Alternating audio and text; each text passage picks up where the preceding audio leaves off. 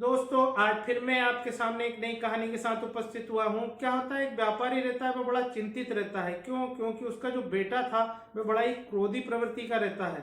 वह अपने क्रोध में आव देखना ना ताव देखता और हर किसी का अपमान कर देता है। वह बहुत दुखी रहता है व्यापारी कि मेरे ना रहने के बाद में मेरे पुत्र का क्या होगा। उसे एक युक्ति आती है और वो क्या सोच करता है कि एक कील का डब्बा लेके आता है और अपने पुत्र को सौंप देता है और बोलता है कि जब भी तुम्हें क्रोध आए सामने वाली दीवार पर जाकर के इसको ठोक देना।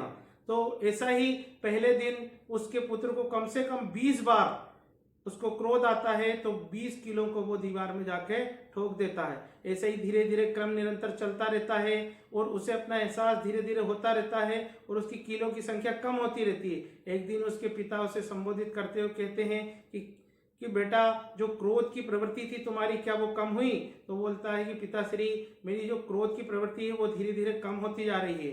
अब एक समय ऐसा आता है कि उसको बहुत कम क्रोध आता है, किलो की संख्या कम हो जाती है ठोकना। तो उसके पिताजी फिर उसको बुलाते हैं, पूछते हैं बेटा क्या हुआ, आपने अपने क्रोध पर संयम रखा?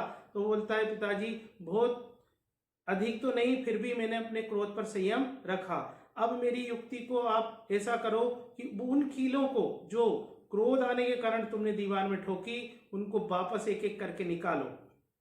वह अपनी जो क्रोध की प्रवृत्ति उसको तो उसने कम कर ही लिया था, मगर जैसे ही उसको क्रोध आता था तो वो क्रोध को दबा करके एक कील को उसमें से निकाल लेता था। ठीक ऐसे ही निकालते निकालते सारी कीलें उस दीवार से निकल जाती है। फिर उसको पिता के पास वो जाता है और उनसे बोलता है कि पिताश्री, मैंने वो जो दीवार में कील ठोकी थी वह सब अब निकाल ली है।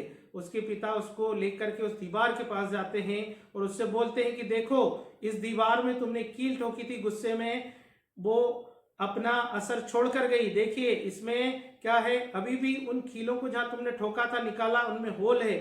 ठीक ऐसे ही जब तुम अपने क्रोध के बाणों को, कील रूपी बाणों को जब दूसरों के ऊपर चलाते हो तो वह ऐसे ठुक जाते हैं कि तुम बाद में उनका पछतावा करके उनसे माफी मांगो, फिर भी उन कील की तरह जो घाव उनमें कीलों ने छोड़े हैं दीवार में, ऐसे ही उन व्यक्तियों के दिलों में वो घाव क्या है, छूट जाते हैं, वो कभी भरते नहीं हैं।